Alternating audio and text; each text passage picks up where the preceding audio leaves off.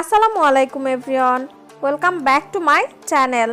আজকে আমি আপনাদের সাথে শেয়ার করব বাচ্চাদের ঠান্ডা সর্দি কাশি দূর করার ঘরোয়া একটি উপায়। আর এখন কিন্তু ওয়েদার চেঞ্জের কারণে ঠান্ডা সর্দি কাশি এগুলো বেড়ে গিয়েছে, তাই আজকে আমি ঘরে থাকা মাত্র 2টি উপকরণ দিয়ে একটা রেমেডি তৈরি করে দেখাবো, যেটা কিনা বাচ্চাদের ঠান্ডা সর্দি কাশির জন্য খুবই উপকারী। চলুন তাহলে দেরি না করে শুরু করা যাক। এই রেমেডিটি তৈরি করার জন্য আমি চুলায় একটা প্যান দিয়ে দিয়েছি, আর প্যানটাকে আমি একটু গরম করে এরপরে চুলাটা বন্ধ করে দিব। তো আমি চুলাটা বন্ধ করে দিয়েছি, আর এবার আমি নিয়ে নিচ্ছি মধু।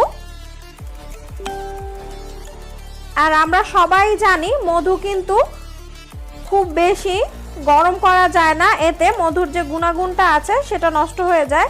তাই আমি প্যানটা বন্ধ করে দিয়েছি। এবার আমি এখানে 1 চামচ মধু নিয়ে নিচ্ছি।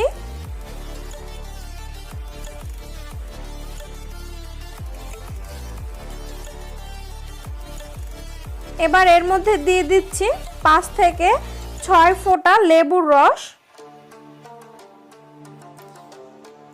এবার আমি এই দুটো উপকরণ খুব ভালোভাবে মিক্স করে নিচ্ছি। আমাদের যাদের ঘরে ছোট ছোট বেবি আছে, ঠান্ডা লাগার প্রাথমিক পর্যায়ে যদি আমরা বেবিদেরকে এই রেমেডিটা খাইয়ে দেই, তাহলে কিন্তু ঠান্ডাটা অনেকাংশেই কমে যাবে। সর্দি কাশির যে ভয় থাকে সেটা অনেকাংশেই দূর হয়ে যাবে। তো আমার মিক্স করে নেওয়া হয়ে গেছে। এবার আমি একটা ছোট বাটিতে ঢেলে নিচ্ছি। আর অবশ্যই এই মধু আর লেবুটা কিন্তু খাওয়ানোর সময় একটু কুসুম গরম অবস্থাতে খাওয়াতে হবে, তাহলে খুব ভালো একটা রেজাল্ট আপনারা পাবেন। আমরা জানি বহুকাল থেকেই লেবু আর মধু ঠান্ডা সর্দি কাশিজনিত সমস্যাগুলো সমাধান করতে অনেক সাহায্য করে, তাই এটা কিন্তু 100% সেফ। আপনারা কিন্তু চাইলে আপনাদের বাচ্চাদেরকে এই রেমেডিটা বাসায় তৈরি করে খাওয়াতে পারেন। আশা করছি আমার আজকের ভিডিওটি আপনাদের ভালো লেগেছে। ভালো লাগলে অবশ্যই একটা লাইক দিয়ে দিবেন। সবাই ভালো থাকবেন, সুস্থ থাকবেন। আল্লাহ হাফেজ।